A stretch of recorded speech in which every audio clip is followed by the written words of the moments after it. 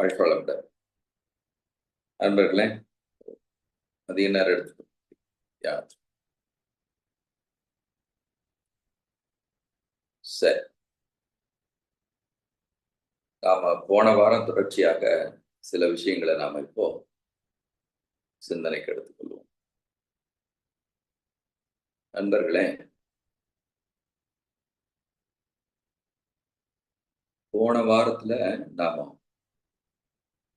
விழிப்புணர்வு சார்ந்த பயணத்துல இந்த உணர்வு தளம் என்பதை பற்றி இன்னும் கொஞ்சம் புரிதல் நமக்கு ஏற்படுத்திக்கலாம்.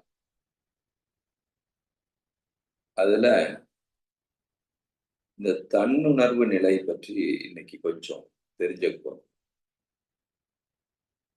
தன்னுணர்வு, தன் நிலை என்று சொல்லலாம், தன் உணர்வு என்று குறிப்பிட்ட இதை பற்றிய புரிதல் நமக்கு கட்டாயம் வேணும். ஏன்னா சுதந்திரமான தன்னுணர்வு நிலைதான் உங்களுக்கு சரியான உண்மையை உணர்த்துவதற்கான வழி. அதை எப்படி புரிந்துக்கிறது? ஒரு சின்ன எளிமையான உதாரணத்துல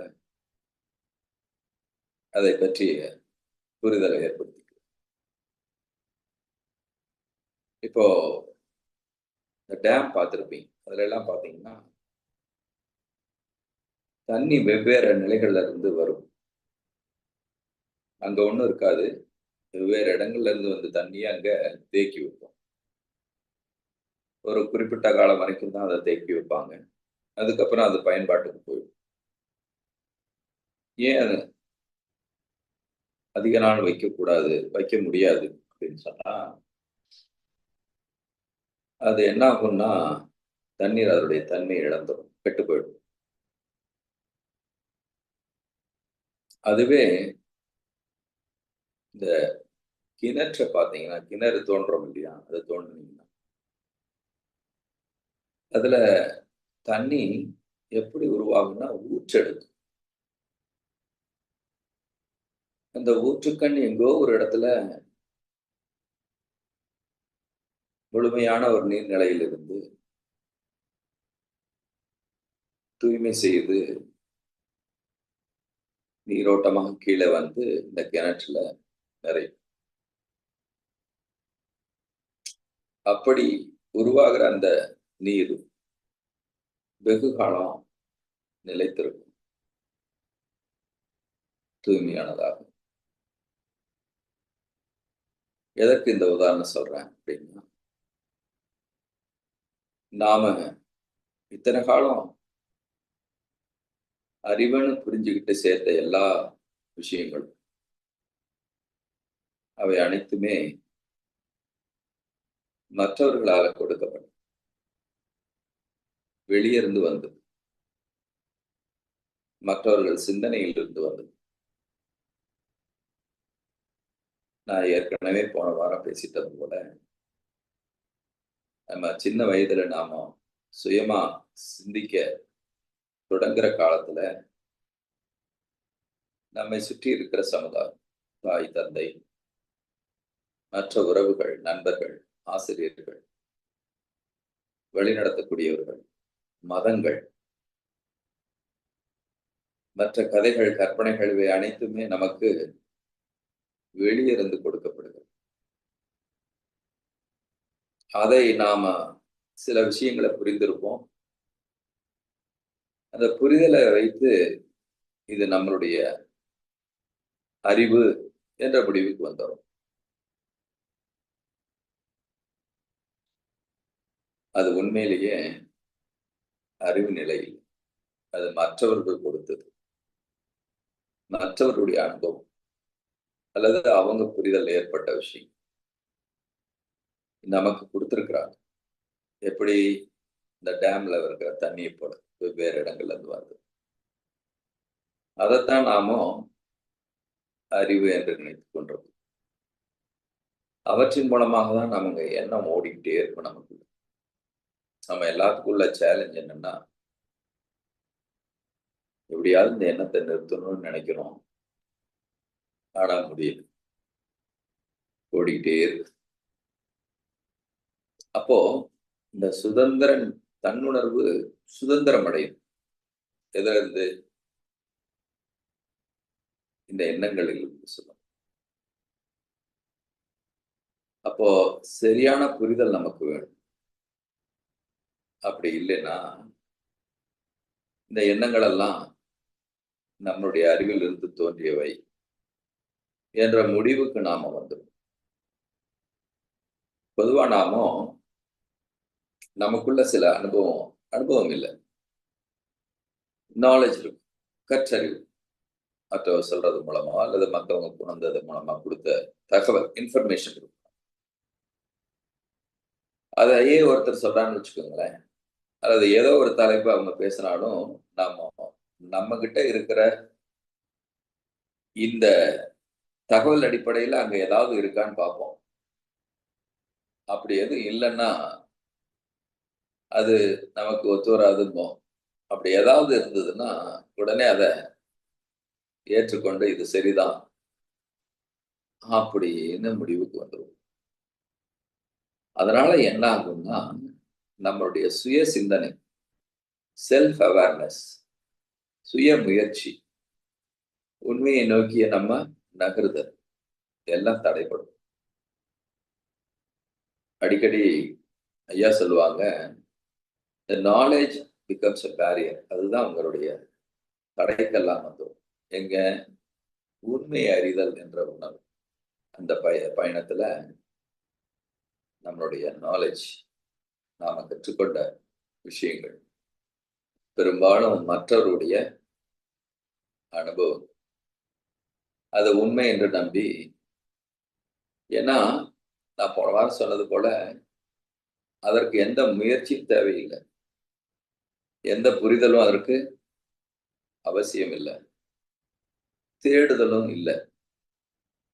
ரொம்ப கம்ஃபர்ட் ஜோன்ல அந்த தகவல் எல்லாம் கிடைக்கும். அதை நம்பி கரெக்ட், இதுதான் சரி அப்படிங்கிற முடிவுக்கு வந்துடும். இப்படித்தான் நாமும் பல விஷயங்களை, பல எண்ணங்களை சுமந்து கொண்டிருக்கோம். ஒரு ஞானி ஒரு தங்கும் விடுதி முன்னாடி உட்கார்ந்து சிரிச்சிட்டு இருந்தார். அங்க வேலை செஞ்ச அத்தனை பேரும் வேலை முடிச்சுட்டு வெளியே போறப்போ, என்னடா அந்த மனுஷன் முன்னாடி உட்கார்ந்து சிரிச்சிட்டு இருக்கிறாரு, இவருக்கு என்ன நடந்தது? தங்கு விடுதியில என்ன நடக்கும் யோசிச்சு பாருங்க. பொதுவா எல்லாரும் வருவாங்க, இரவுல தங்குவாங்க, அல்லது பகல்ல தங்குவாங்க கொஞ்ச நேரம். அதுக்கப்புறம் அவங்க ரொம்ப காலி பண்ணிட்டு போயிட்டு இருப்பாங்க. வருவாங்க, தங்குவாங்க, போவாங்க. சிலது பிடிக்கலன்னா வந்த வழியிலேயே வேகமா வெளியேறிடுவாங்க. இப்படிதானே ஒரு தங்கு விடுதியில் இருந்து. இவங்க வெளியே வந்த அந்த பணியாளர்கள்லாம், இவருக்கு என்ன ஆச்சு, பைத்தியம் பிடிச்சிருச்சாங்க, ஏன் இப்படி சிரிச்சிட்டு இருக்காரு அப்படின்னு யோசிச்சவர் தான் அவர் பக்கத்துல போய், சாமி என்ன ஆச்சு உங்களுக்கு, ஏன் உட்கார்ந்து நீங்களா சிரிச்சிட்டு இருக்கீங்க அப்படின்னு கேட்கிறாரு.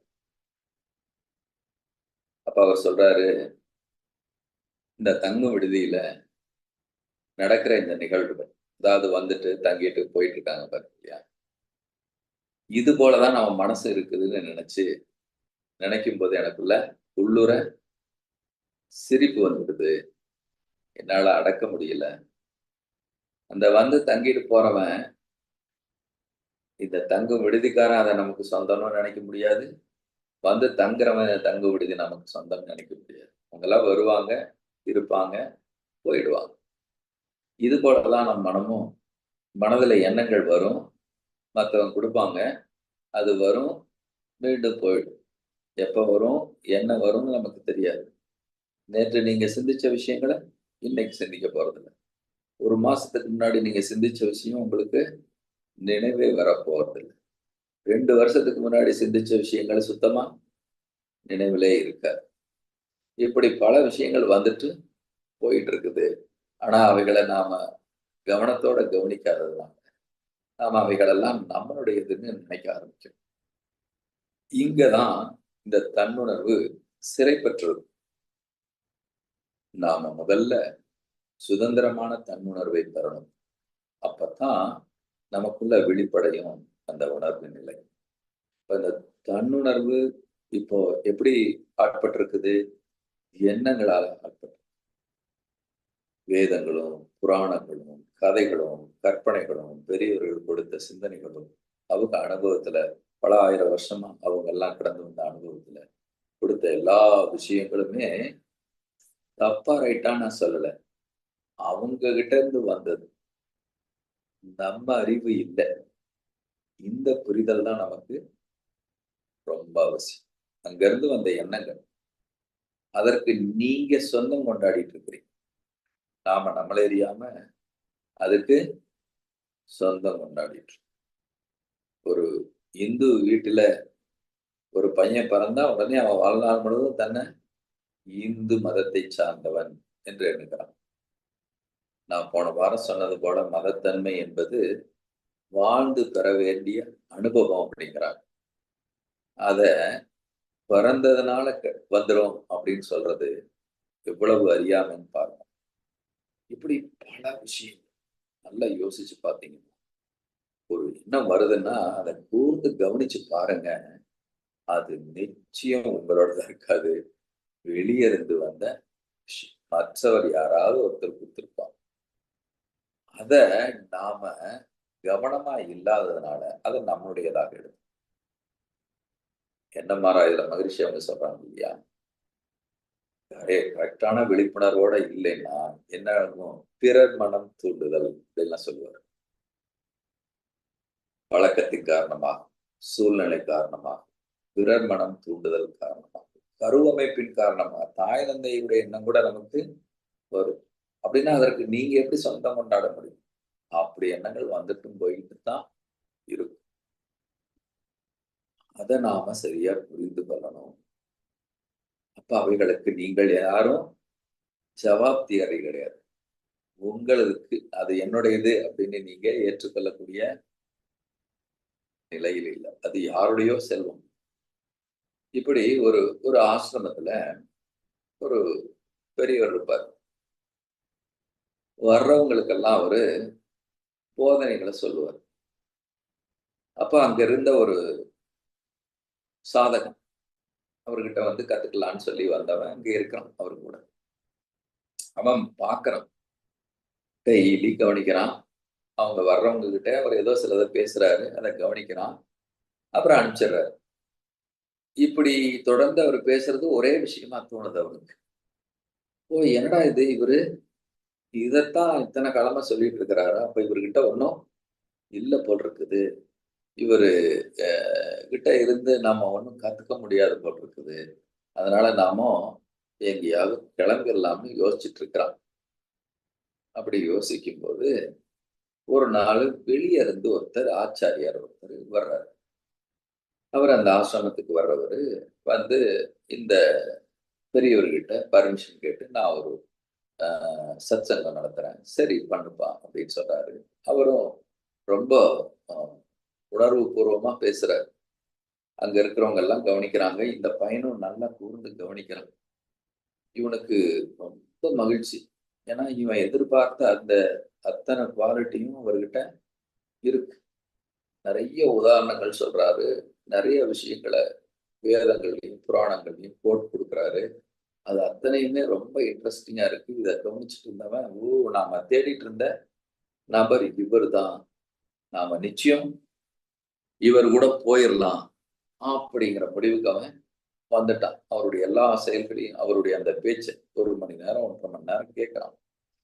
இத அந்த பெரியவர் கூர்ந்து கவனிச்சுட்டு இருக்கிறாரு. பேச்செல்லாம் முடிஞ்சுது. எல்லாரும் அவரை பாராட்டுறாங்க. சுத்தி இருக்கவங்க அத்தனை பேரும். அவன் ரொம்ப பெருமையோடு அதையெல்லாம் ஏற்றுக்கொள்ளுகிறான். பாராட்டி முடிச்சுட்டு அவங்க எல்லாம் போனதுக்கு அப்புறம் அவன் வந்து பெரியவரை வணங்கி சாமி எப்படி இருந்தது அப்படின்னு கேட்கிறான். அதுக்கு அவர் சொல்றாரு, கடந்த 1.5 மணி நேரமா உன்னுடைய பேச்சை கூர்ந்து கவனிச்சேன். அதுல உன்னுடைய எந்த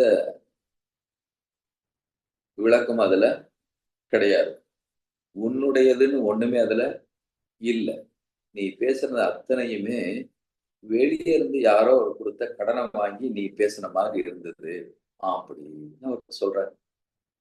சோ நல்லா புரிஞ்சுக்கங்க, எண்ணங்கள் அத்தனையுமே நாம வெளியே இருந்து வந்தது. அது நம்முடையது அல்லங்கிற கவனம் நமக்கு எப்ப வருதோ அப்பதான் இந்த தன்னுணர்வு சுதந்திரம் பெற ஆரம்பிக்கும். அது வரைக்கும் தன்னுணர்வு வெளிப்படைய வாய்ப்பே இல்லை. ஏன்? எண்ணங்களால அது மூடப்பட்டிருக்கும். எண்ணங்கள் தொடர்ந்து வந்துகிட்டு இருக்கும். நாம அது நம்மதா மற்றவர்தாங்கிறத கூட கவனிக்காம அந்த எண்ணங்களை நாம என்ன பண்ணிடுவோம், ஆஹ் நம்முடைய உடைமையாக மாற்றிக்கொள்வோம். நம்மளுடைய எண்ணம் அப்படின்னு நினைச்சிட்டு. அப்போ இந்த தன்னுணர்வு சரியா சுதந்திரம் அடையணும். நல்லா புரிஞ்சுக்கோங்க.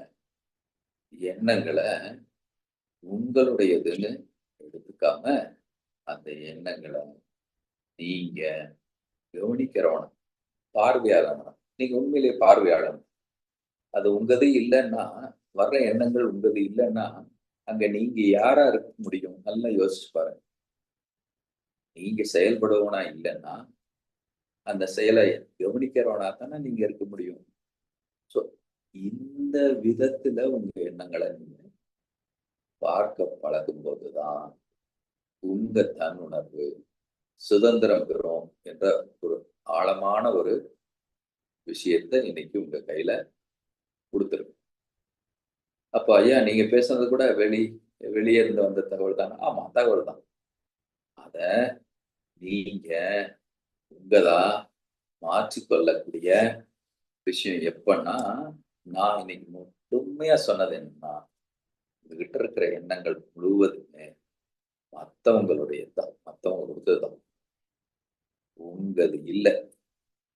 உங்க அனுபவத்துல சுயமா நீங்க மகிழ்ச்சி சொன்ன மாதிரி சுயமா சிந்தித்து அனுபவப்படுறீங்க பாருங்க, அதுதான் உங்க அறிவு. அப்போ மற்றதெல்லாம் கற்றல், மற்றவங்க கொடுத்தது. அதற்கு நீங்க சொந்தக்காரர் கிடையாது. அது உங்களதுன்னு நீங்க உரிமை கொண்டாட முடியாது. அது மற்றவர்களுடைய செல்வம்னு வச்சுக்கோங்களேன். அதை நீங்க உங்களதுன்னு எடுத்துக்க முடியாது. நீங்க சுயமா பயணிச்சு பெற்ற அனுபவம் மட்டும்தான் உங்களுடைய அறிவாக இருக்க முடியும் என்பதை இன்றைய புரிதலா, இன்றைய டேக் ஹோம் உங்களுடைய சிந்தனைக்கு இதை இன்னைக்கு வைக்கிறேன். இத மீண்டும் இதுக்குள்ள இந்த தன்னுணர்வு சுதந்திரம் பெறணும். ஃபர்ஸ்ட் சுதந்திரமான தன்னுணர்வு நிலையை பெறணும்.